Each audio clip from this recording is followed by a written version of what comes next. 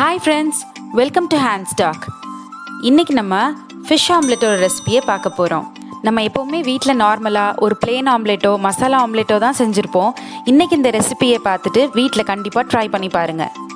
இந்த fish omelette செய்யறதுக்கு தேவையான பொருட்கள்: 1 டீஸ்பூன் எண்ணெய், ஒரு வெங்காயம் ஃபைனா சாப் பண்ணது, நல்ல ஃபைனா சாப் பண்ண பச்சை மிளகா, கொஞ்சம் கருவேப்பிலை, 2 ஸ்லைஸ் மீன், மஞ்சள் பொடியும் உப்பும் சேர்த்து வேக வச்சு உதுத்து வச்சுக்கணும்.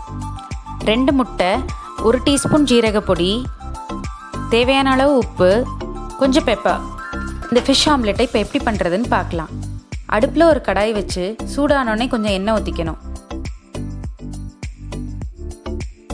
எண்ணெய் கொஞ்சம் சூடானோடனே அதில் கருவேப்பிலையை சேர்த்துக்கணும். லைட்டாக வதக்கி விட்டுக்கணும். இதோட ஃபைனாக சாப் பண்ண ஆனியனையும் சேர்த்துக்கணும். இப்போ இந்த ஆம்லெட்க்கு தேவையான உப்பையும் இதோட சேர்த்துக்கலாம்.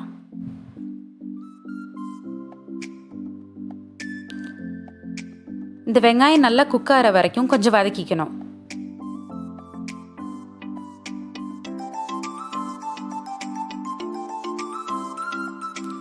இப்போ இதோட ஃபைனா சாப் பண்ண பச்சை மிளகாயும் சேர்த்துக்கணும்.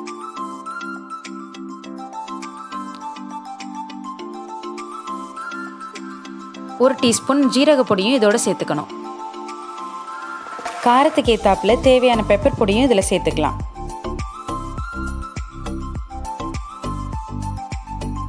இப்போ எல்லாத்தையும் சேர்த்து கொஞ்ச நேரம் நல்லா வதக்கிக்கணும். வெங்காயம் பச்சை மிளகாய் எல்லாம் நல்லா வதங்கினதுக்கப்புறம் இதோட வேக வச்ச முள்ளெடுத்த மீனையும் இப்போ சேர்த்துக்கணும்.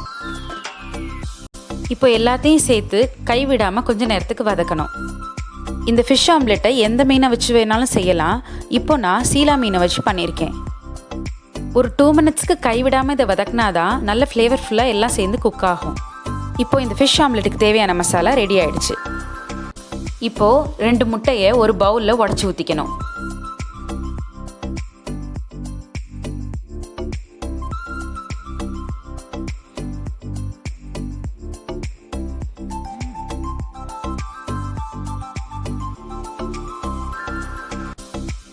இதை இப்போ நல்லா பீட் பண்ணி விட்டுக்கணும். நம்ம ரெடி பண்ணி வச்சுருக்க மசாலாலையே உப்பு பெப்பர் எல்லாமே இருக்கிறதுனால இதில் எக்ஸ்ட்ராவாக எதுவுமே சேர்த்துக்க வேண்டாம்.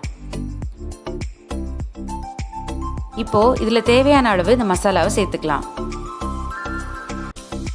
நமக்கு பிடிச்ச மாதிரி இதில் எவ்வளோ வேணாலும் மசாலா சேர்த்துக்கலாம். நான் இதில் இப்போ 4 டேபிள் ஸ்பூன் அளவு சேர்த்துருக்கேன். இந்த மசாலாவை இப்போது எக்கோட நல்லா பீட் பண்ணிக்கணும். இந்த எக் மிக்சர் இப்போ ரெடி ஆகிடுச்சு. ஸ்டவ்வில் இப்போ தோசைக்கல்லை வச்சு தோசைக்கல் நல்லா சூடானோடனே அதில் எண்ணெய் ஊற்றிக்கணும். எண்ணெயை நல்லா ஸ்ப்ரெட் பண்ணி விட்டுட்டு அதில் இந்த எக் மிக்சரை ஊற்றிக்கணும்.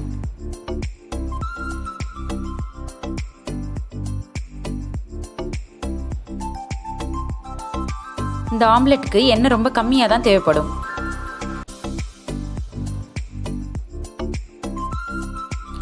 ஒரு சைட் குக் ஆனோடனே இந்த ஆம்லெட்டை அடுத்த பக்கம் ஃப்ளிப் பண்ணி போட்டுக்கணும். சிம்லேயே வச்சு இது 2 சைடும் நல்லா குக் பண்ணிக்கணும். ரொம்ப டேஸ்டியான ஃபிஷ் ஆம்லெட் இப்போ ரெடி ஆயிடுச்சு. இந்த ஆம்லெட்டை செய்கிறது ரொம்ப ஈஸி. வீட்டில் கண்டிப்பாக ட்ரை பண்ணி பார்த்துட்டு எப்படி இருந்துச்சுன்னு எனக்கு கமெண்ட் பண்ணுங்கள். இந்த வீடியோ உங்களுக்கு பிடிச்சிருந்தா லைக் பண்ணுங்கள், உங்கள் ஃப்ரெண்ட்ஸோட ஷேர் பண்ணுங்கள். இன்னும் நிறைய வீடியோஸ்க்கு என் சேனலை சப்ஸ்கிரைப் பண்ணாமல் இருந்தால் சப்ஸ்கிரைப் பண்ணுங்கள். தேங்க்யூ.